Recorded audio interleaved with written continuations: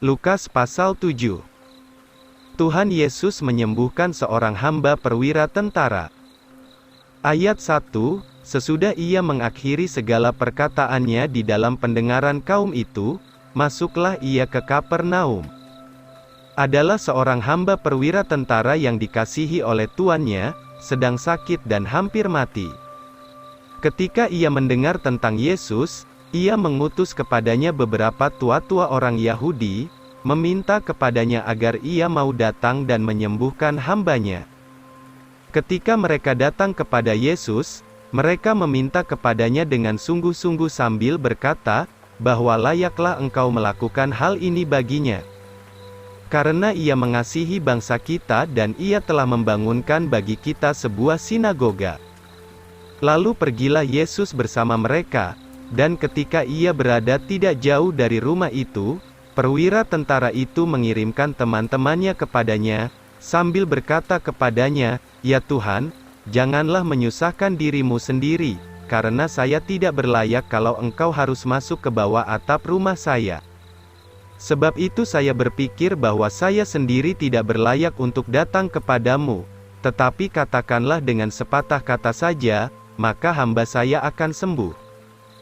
Karena saya juga seorang yang ada di bawah kekuasaan, dan di bawah saya ada prajurit-prajurit, kalau saya berkata kepadanya, pergi, lalu ia pergi dan kepada yang lain, marilah, maka ia pun datanglah dan kepada hamba saya, lakukan ini, maka dilakukannya." Ketika Yesus mendengar hal ini, heranlah ia akan dia, lalu berpaling sambil berkata kepada orang banyak yang mengikutinya, Aku berkata kepadamu, belum pernah aku menemukan iman yang sebegitu besar, di antara orang Israel pun tidak ada. Maka ketika orang utusan itu kembali ke rumah, mereka menemukan hamba yang sakit itu telah baik. Tuhan Yesus membangkitkan pemuda Nain.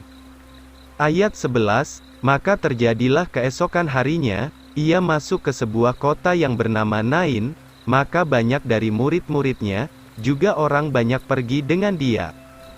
Ketika ia tiba dekat pintu gerbang kota itu, lihatlah, ada seorang mati diusung keluar, putra tunggal ibunya, seorang janda, dan banyak orang kota itu menyertainya. Ketika Tuhan melihat dia, ia merasa kasihan kepadanya dan berkata kepadanya, Janganlah menangis. Ia datang dan menyentuh usungan itu, lalu mereka yang mengusungnya tinggal berdiri, maka berkatalah ia, Hai anak muda, aku berkata kepadamu, bangkitlah. Maka orang yang sudah mati itu pun duduklah dan mulai berkata-kata, lalu ia menyerahkannya kepada ibunya. Maka datanglah ketakutan atas semua orang, dan mereka memuliakan Allah sambil berkata, seorang nabi besar telah bangkit di antara kita, dan Allah telah melawat umatnya. Maka tersebarlah kabar tentang dia di seluruh Yudea dan di seluruh daerah sekitarnya. Pertanyaan Yohanes Pembaptis kepada Tuhan Yesus. Ayat 18, dan murid-murid Yohanes mengabarkan kepada Yohanes tentang segala hal ini. Lalu Yohanes memanggil dua orang muridnya dan mengutus mereka kepada Yesus untuk mengatakan, Engkaukah dia yang harus datang itu, atau haruskah kami menantikan seorang yang lain? Ketika orang-orang itu datang kepadanya, mereka berkata, Yohanes Pembaptis telah mengutus kami kepadamu, katanya, Engkaukah dia yang harus datang itu, atau haruskah kami menantikan seorang yang lain? Pada jam itu juga ia menyembuhkan banyak orang dari kelemahan dan penyakitnya, dan dari roh-roh jahat dan kepada banyak orang buta ia mengaruniakan penglihatan. Kemudian Yesus menjawab dan berkata kepada mereka, Pergi dan ceritakanlah kepada Yohanes hal-hal yang telah kamu lihat dan dengar, bagaimana yang buta melihat, yang lumpuh berjalan, yang kusta ditahirkan, yang tuli mendengar, yang mati dibangkitkan, dan kepada orang miskin Injil diberitakan. Diberkatilah orang yang tidak menaruh syak akan daku. Ketika utusan Yohanes sudah pergi, ia mulai berbicara kepada orang banyak itu tentang Yohanes. Untuk melihat apakah engkau pergi keluar ke padang gurun, sebatang buluh yang digoyang anginkah? Tetapi, untuk melihat apakah engkau pergi keluar, seorang yang berpakaian haluskah? Lihatlah, mereka yang berpakaian indah-indah dan hidup dengan mewah ada di dalam istana raja-raja. Tetapi untuk melihat apakah engkau pergi keluar, seorang nabikah? Ya, aku berkata kepadamu, bahkan lebih besar dari seorang nabi. Inilah dia, tentang dia telah tertulis, lihatlah, aku mengirim utusanku di hadapan wajahmu, yang akan mempersiapkan jalanmu di hadapanmu. Karena aku berkata kepadamu, bahwa di antara mereka yang dilahirkan oleh perempuan tidak ada seorang nabi yang lebih besar dari Yohanes Pembaptis, tetapi ia yang terkecil di dalam kerajaan Allah lebih besar daripadanya. Maka segenap orang banyak yang mendengarnya dan pemungut-pemungut cukai, membenarkan Allah di dalam hal mereka dibaptiskan dengan baptisan Yohanes.